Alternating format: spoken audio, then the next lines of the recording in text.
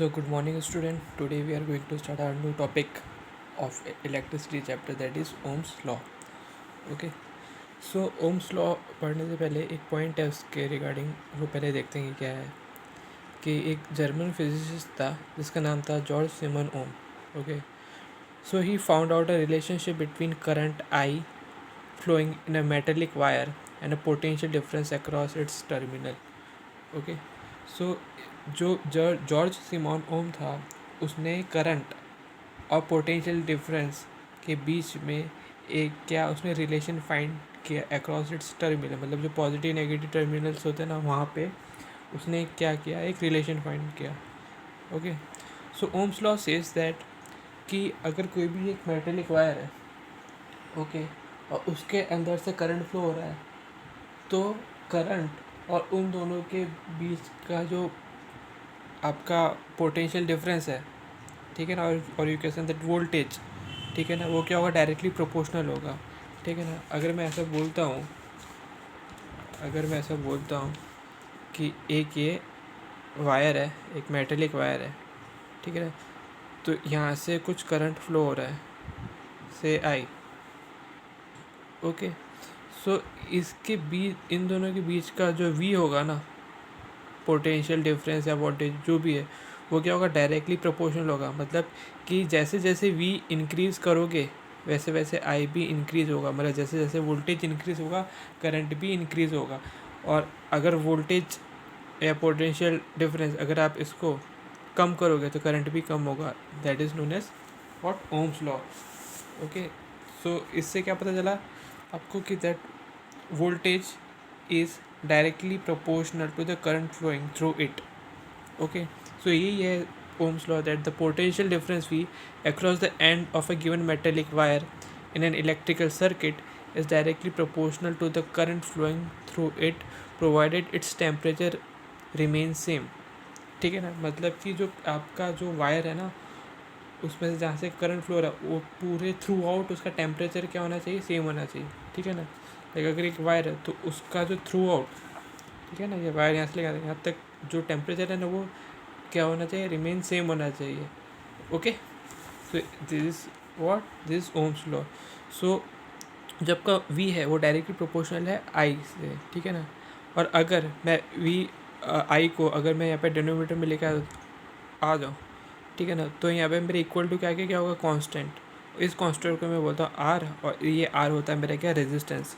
ठीक है. अब ये रेजिस्टेंस है क्या, ठीक है. अब रेजिस्टेंस क्या करता है एक्चुअल में, कि कोई भी इलेक्ट्रिकल सर्किट है, ठीक है ना, कोई इलेक्ट्रिकल सर्किट में है ना कुछ चीज़ रेजिस्ट कर जाए, मतलब किसी चीज़ को, इलेक्ट्रिक सर्किट है, अगर वहाँ से करंट फ्लो हो रहा है, ठीक है ना, तो अगर वो करंट के फ्लो को अपोज करे तो उसको हम क्या बोलेंगे, रेजिस्टेंस. ठीक है ना. अगर मैं बोलूँ कि यहाँ पे मेरा है आई, अगर इसको कोई अपोज करे, इस करंट को कोई रोके, तो वो हमारा क्या है, रेजिस्टेंस. ठीक है ना. इसके बारे में हम थोड़ी देर बाद में डिटेल में पढ़ेंगे कि रेजिस्टेंस है क्या. ठीक है ना. तो एक्चुअल में रेजिस्टेंस कोई भी सर्किट का क्या होता है, कांस्टेंट रहता है, वो कभी बदलता नहीं. ठीक है ना. अभी चलो आपको आगे ही बताते हैं एक्चुअल में है क्या. एक्चुअली कि देखो, R is a constant for given metallic wire at a given temperature and is called as resistance. Okay. So it is a property of conductor. अब ये कंडक्टर क्या है, आपका वायर ही है. मतलब कंडक्टर जहाँ पे मैं बोलूँ, मतलब वो एक मेटेलिक वायर है. ठीक है ना. तो it is a property of conductor to resist the flow of charge through it. अब समझ में आ गया होगा कि कोई भी चार्ज फ्लो हो रहा है तो उसको रेजिस्ट करने के लिए, उसको रोकने के लिए हम क्या करते हैं, रेजिस्टेंस प्रोवाइड करते हैं. ठीक है ना. तो वही हमारा ये है आर, दैट इज़ रेजिस्टेंस. इसकी ऐसा यूनिट होती है ओम. ओके.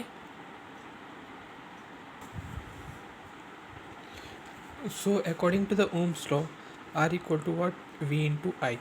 ओके. अब इसके आगे हम पढ़ते हैं 1 ओम क्या होता है. ओके. सो देखो, रेजिस्टेंस की यूनिट होती है 1 ओम, है ना, और वोल्टेज की होती है वोल्ट, है ना, that is a potential difference, और I is a current and its unit is ampere. So 1 ohm equal to 1 volt upon 1 ampere. Okay. अब with the help of this relation we have to define, or uh, we have to say that what is 1 ohm. Okay, so if the potential difference across the two end of a conductor is 1 volt, okay, if the potential difference across the two end of a conductor is 1 volt, अगर मैं बोलूँ कि ये दो end of a conductor है, एक wire है जिसको कंडक्टर बोल रहा हूँ, इन दोनों के एंड का, इन दोनों के टर्मिनल्स पे जो मेरा पोटेंशियल डिफरेंस है वो कितना है, 1 वोल्ट है, and the current through it is 1 ampere, ठीक है ना, और यहाँ पे मेरा क्या current 1 ampere, okay, and the resistance R of a conductor is said to be 1 ohm, तो जो रेजिस्टेंस होगा उसको हम क्या कहेंगे, 1 ओम। लेकिन अब समझने की बात ये है कि देखो यहाँ से तो करंट फ्लो हो रहा है, अब मैं कैसे बोलूँगा कि मेरा जो पोटेंशियल डिफरेंस है वो 1 वोल्ट है, तो एक्चुअल में एक है ना डिवाइस आता है, कंपोनेंट आता है जिसको हम बोलते हैं वोल्ट मीटर, क्या बोलते हैं, वोल्ट मीटर, ओके। अब अगर मुझे ये दो टर्मिनल्स के बीच में मुझे उसका वोल्टेज फाइंड करना है, ठीक है ना, तो मैं यहाँ पे क्या लगाऊंगा, एक वोल्ट मीटर लगा दूंगा, ठीक है ना, और यहाँ पे एक रेजिस्टेंस वायर लगा लूँगा, है ना, ठीक है ना। तो मैं क्या कह रहा हूँ कि 1 एम्पियर करंट फ्लो हो रहा है, ठीक है ना, कब, जब पोटेंशियल डिफरेंस कितना है, 1 वोल्ट है, तो उसको हम क्या बोलेंगे कि वो हमारा क्या होगा, 1 ओम होगा। अंडरस्टैंड, समझ में आया ना। अब देखो ये मेरा करंट अब क्या हो जाएगा, I equal to V by R, अगर मैं इसको क्या कर दूँ, क्रॉस मल्टीप्लाई कर दूँ, I इधर चले जाएगा, R इधर चले जाएगा, तो I equal to V by R, okay. अब current through resistor, current through resistor is inversely proportional to its resistance, okay. अब ये रजिस्टर है क्या, ये मैं आपको आगे बताऊंगा, लेकिन अभी सिर्फ इतना समझो कि करंट है वो रेजिस्टेंस के क्या है, इन्वर्सली प्रोपोर्शनल है, कब, थ्रू अ रजिस्टर। अब रजिस्टर एक्चुअल में एक डिवाइस है, वो मैं आपको बताऊंगा वो क्या है, ठीक है ना।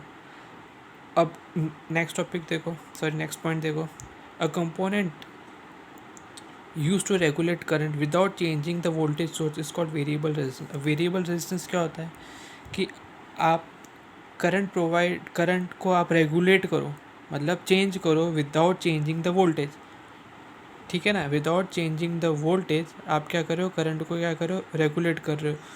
तो कैसे करेंगे, with the help of variable resistance, variable resistance की हेल्प से हम क्या करेंगे, करंट को रेगुलेट करेंगे without changing the voltage source, okay. अब next topic, sorry next point देखो, in a electric circuit a device called rheostat, एक इलेक्ट्रिक सर्किट है, ठीक है ना, मतलब मैंने आपको एक सर्किट बताया था कल कि एक सर्किट के अंदर बैटरी है, की है, बल्ब है, ठीक है, एमीटर है, ओके। सो एक इलेक्ट्रिक सर्किट में एक डिवाइस होती है जिसका नाम है रियोस्टेट, वो क्या करता है, change in resistance in the circuit. Rheostat क्या करता है, change in resistance in the circuit. अब क्या रियोस्टेट एक है ना डिवाइस होता है, ठीक है ना, इस टाइप का कुछ डिवाइस होता है, ठीक है ना, आप फिजिक्स लैब में जाओगे तो आपको दिखेगा। तो यहाँ पे है ना 1 ओम से लेके 20,000 ओम तक का क्या होता है, रेजिस्टेंस होता है, ठीक है ना, ये रेजिस्टेंस बॉक्स भी आप इसको बोलते हो, ठीक है ना। तो अगर आपको 1 ओम का चाहिए ना, तो इसके अंदर एक पिन लगी होती है, आप उसको निकाल दो तो आपको 1 ओम का क्या मिलेगा, रेजिस्टेंस मिलेगा। फिर है ना 5 का होता है, फिर 10 का भी होता है, तो वो हमारा क्या है, एक रियोस्टेट है, ठीक है ना, जिसको हम रेजिस्टेंस बॉक्स भी बोलते हैं, ओके। और रियोस्टेट क्या होता है कि एक डिवाइस होता है जिसको हमें ना क्या करते हैं, ऐसे चेंज करते हैं, तो वो चेंज करने से क्या होता है, हमारा रेजिस्टेंस क्या होता है, चेंज हो जाता है, ठीक है ना। तो in electric circuit a device is called rheostat is often used to change the resistance in a circuit, okay.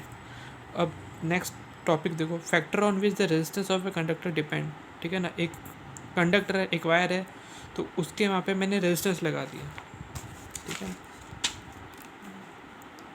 ये दो वायर है, सॉरी एक वायर है, दो टर्मिनल है, इसके बेस में मैंने क्या लगा दिया, एक रेजिस्टेंस लगा दिया, ठीक है। अब एक्चुअली में रेजिस्टेंस की साइन ऐसी होती है, ठीक है, तो जब भी मैं ये साइन शो करूँगा दैट मीन्स मैं क्या कर रहा हूँ, रेजिस्टेंस लगा रहा हूँ, ठीक है ना।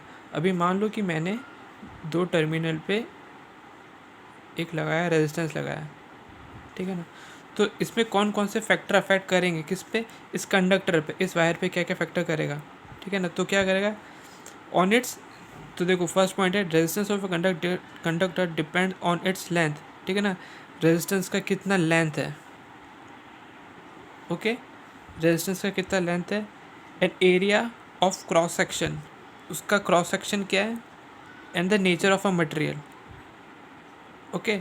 अभी देखो ये एरिया ऑफ क्रॉस सेक्शन क्या है, अभी मान लो कि ये मेरा क्या एक वायर है, ये मेरा वायर है, ठीक है ना। अब इसका एक पर्टिकुलर एरिया होगा, अब मैं बोला एरिया ऑफ क्रॉस सेक्शन, तो मैं क्या करूँगा, एरिया ऑफ क्रॉस सेक्शन कहने का मतलब कि अगर मैं इसके परपेंडिकुलर में इसको कुछ काटता हूँ 90 डिग्री पे, ठीक है, तो जब 90 डिग्री में काटूंगा और जब मैं उसको ऐसे सामने से देखूंगा, ठीक है ना, तो उसको मैं क्या बोलूँगा, एरिया ऑफ क्रॉस सेक्शन। तो मुझे यहाँ पे क्या दिखेगा, मुझे यहाँ पे क्या दिखेगा, एक सर्कल दिखेगा, तो एरिया ऑफ क्रॉस सेक्शन इसका क्या होगा, सर्कल होगा, ठीक है ना। और कंडक्ट और third one is nature of material, okay. अब नेचर ऑफ मटेरियल मतलब इस वायर का क्या नेचर है, ठीक है ना। तो जो रेजिस्टेंस है वो कंडक्टर पे 3 पॉइंट पे डिपेंड करता है, that is the length of the conductor, area of cross section and the nature of material, okay. So the resistance of a uniform metallic conductor is directly proportional to its length. Okay, तो जो हमारा R है resistance is directly proportional to its length, जो conductor के length के ऊपर depend करेगा, ठीक है ना, डिपेंड करेगा और डायरेक्टली प्रोपोर्शनल होगा, और इन्वर्सली प्रोपोर्शनल होगा कंडक्टर के एरिया पे, है ना, and the inversely proportional to the area of cross section, है ना, उस क्रॉस सेक्शन का क्या एरिया, ठीक है ना। अब देखो मैंने आपको क्या कहा अभी कि अगर ये मेरा क्या है, कंडक्टर है, इसको मैं परपेंडिकुलर काटूंगा तो उसमें बोलूँगा एरिया ऑफ क्रॉस सेक्शन। अब मैं उसको इस तरीके से देखता हूँ तो ये क्या एक सर्कल है, ठीक है ना। अब मैं कहता हूँ कि अगर ये सर्कल का आप है ना डायमेंशन बढ़ा दो, ठीक है ना, तो देखो इसका डायमेंशन बढ़ाओगे तो एरिया भी बढ़ेगा, तो अगर एरिया बढ़ेगा तो रेजिस्टेंस क्या होगा, कम होगा, क्यों, क्योंकि ये इन्वर्सली प्रोपोर्शनल है, ठीक है ना। इस चीज़ का आप ध्यान रखना कि अगर आप एरिया बढ़ाओगे किसका, area of cross section of a conductor का, तो आपका रेजिस्टेंस होगा वो क्या होगा, इन डिक्रीज़ होगा, और अगर आप एरिया ऑफ क्रॉस सेक्शन को जितना कम करोगे उतना रेजिस्टेंस क्या होगा, इंक्रीज़ होगा, ओके। तो अब मैं फ्रॉम 1 and 2 बोल सकता हूँ R is directly proportional to L by. अब ये डायरेक्टली प्रोपोर्शनल है, ठीक है ना, तो मैं यहाँ पे एक कांस्टेंट आ जाएगा, दैट इज़ रो। अब ये रो है क्या, द कांस्टेंट ऑफ प्रोपोर्शनलिटी, उसको हम बोलते हैं रेजिस्टिविटी, ठीक है ना। अभी ये रेजिस्टिविटी ध्यान रखना कि रो क्या है, constant of proportionality, it is also known as resistivity, it is also called as resistivity of a material of the conductor, ठीक है ना। अभी मैं आपको बताऊँगा ये रेजिस्टिविटी है क्या, ठीक है ना, एक न्यू टॉपिक में ले लूँगा तो उसमें आपको अच्छे से समझ में आएगा कि ये रो एक्चुअल में ये है क्या, ये क्या काम करता है, okay. So the unit of resistivity is ohm metre, okay.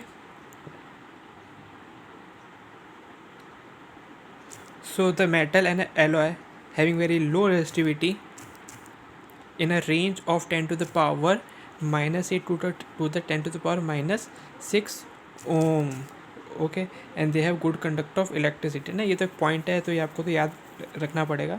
So both the resistance and resistivity very with temperature, जो आपका रेजिस्टेंस है ना आर, और रेजिस्टिविटी ये क्या करेगा, टेम्परेचर पे क्या करेगा, ये वेरी करेगा, ओके। तो अभी आप इतना ही ध्यान रखना जो मैंने आपको कहा कि ये रो क्या है, आपका रेजिस्टिविटी। में एक और न्यू पॉइंट ले लूँगा, ओके। अब कुछ इंपॉर्टेंट टर्म्स हैं वो देख लेते हैं कि व्हाट इज़ रजिस्टर, कि ये रजिस्टर होता है क्या, it offer resistance, actually register is a component, एक कंपोनेंट है इलेक्ट्रिकल सर्किट में, इलेक्ट्रिक सर्किट होता है ना, उसके अंदर एक कंपोनेंट होता है जिसको हम बोलते हैं रजिस्टर। अब ये क्या काम करता है, इट ऑफर रेजिस्टेंस, मतलब ये रेजिस्टेंस को ऑफर करता है to the flow of electron, मतलब आपका जो इलेक्ट्रॉन फ्लो करता है ना उसके अगेंस्ट में क्या करेगा, ये रजिस्टर काम करेगा उस इलेक्ट्रॉन को रोकने के लिए, constituting electric current in a resistor, ठीक है ना।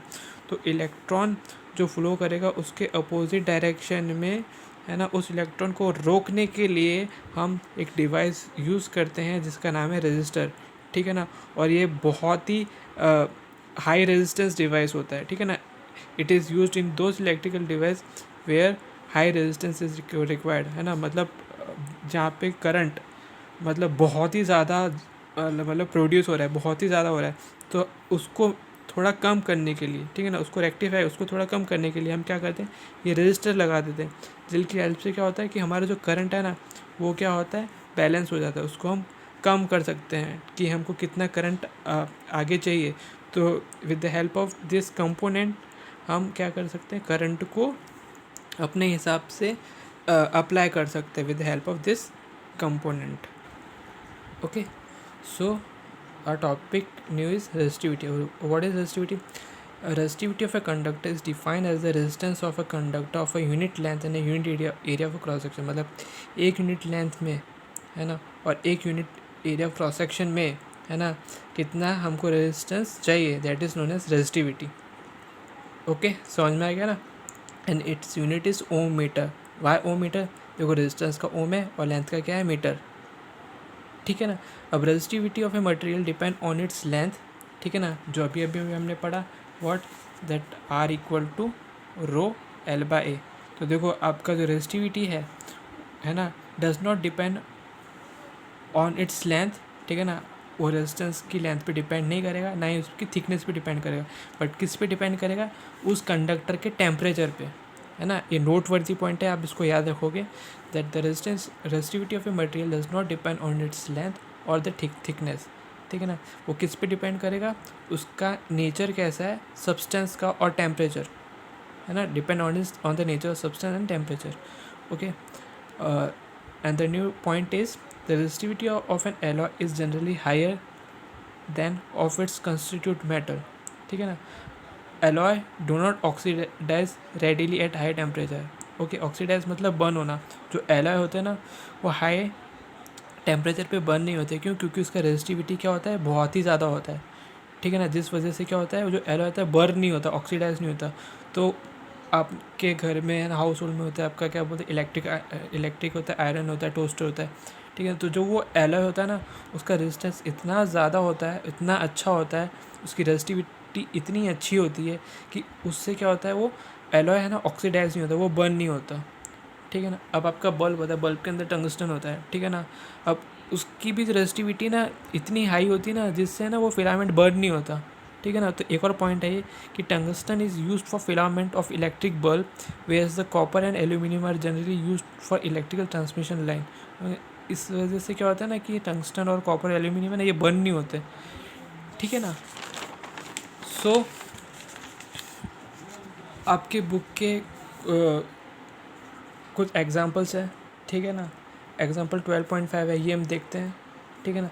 अब देखो resistance of a metal wire of a length 1 metre is 26 ohm at 20 degree Celsius. 20 degree Celsius पे, है ना, जो उसका रेजिस्टेंस है 26 ओम है, ठीक है ना। और वायर की लेंथ कितनी है, 1 metre.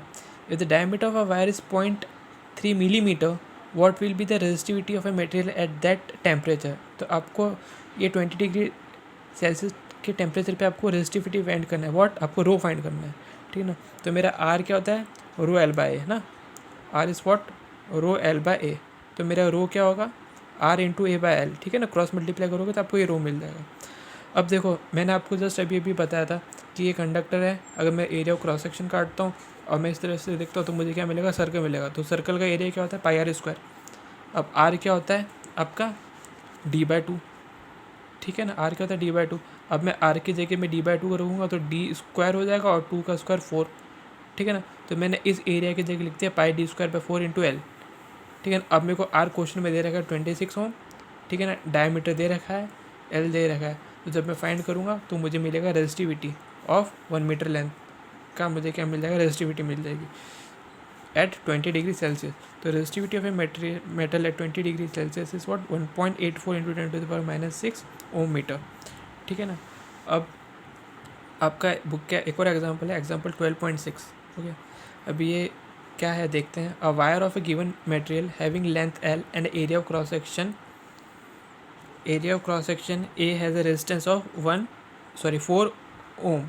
Okay, what would be the resistance of another wire of a same material having length L/2 and the area of cross section 2a, ठीक है ना।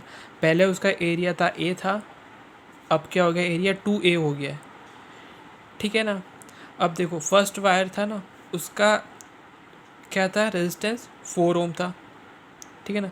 तो इस यहाँ पे आपका आर क्या होगा, देखो यहाँ पे इसकी रेजिस्टिविटी क्या होगी, इसकी रो एल बाय, यहाँ पे जो हमने पहले किया, ठीक है ना, क्या था, रो एल बाय ए, ठीक है ना, R equal to rho L by था, ठीक है ना, R equal to rho L by, ठीक है ना। अब इसकी रेजिस्टेंस, ओके, सो हमारा जो पहला वाला वायर था उसका रेजिस्टेंस कितना था, 4 ओम था। अब जो सेकंड वायर है ना, what would be the resistance of another wire, तो सेकंड वायर का सेम मटेरियल, इसका और इसका मटेरियल क्या था, सेम था, same material having length L by 2, तो पहले एल था तो अब एल बाय 2 हुआ, और पहले एरिया था, क्रॉस सेक्शन एरिया ए था, तो अब हो गया 2a, ठीक है ना। अब मैंने इसको फर्दर कैलकुलेट किया तो मेरा R2 आया मेरा rho into L into 2 into ए, ठीक है ना। अब 2 से क्या हो गया 4, तो मैंने इस 1/4 को बाहर निकाल दिया, और रो एल बाय, अब रो एल बाय ए आपका क्या है, देखो रो एल बाय क्या है, 4 ओम, ठीक है ना। अब रो एल बाय है क्या मेरा 4, तो 4 से 4 कैंसिल, तो मेरा R2 आया 1 ओम, ठीक है ना। तो resistance of a new wire is what, 1 ओम, ठीक है ना। अब देखो ना इसके कुछ एग्जांपल्स हैं, ठीक है ना, ये आपको ना होमवर्क में करना है, मैं आपको बुक में बता देता हूँ। ये आपके बुक में ना, ये देखो, सॉरी, ये आपके बुक में ये 12.3, ये 12.4, ये आपको क्या करना है, होमवर्क में करना है, ठीक है। और ये इंटेक्स क्वेश्चंस के एक्सरसाइज हैं, ठीक है ना, ये भी आपको होमवर्क करना है, ये सब मैंने डिस्कस कर लिया है, तो ये आपको करना ही करना है, ठीक है। तो ये आपके क्या है, होमवर्क है, ओके।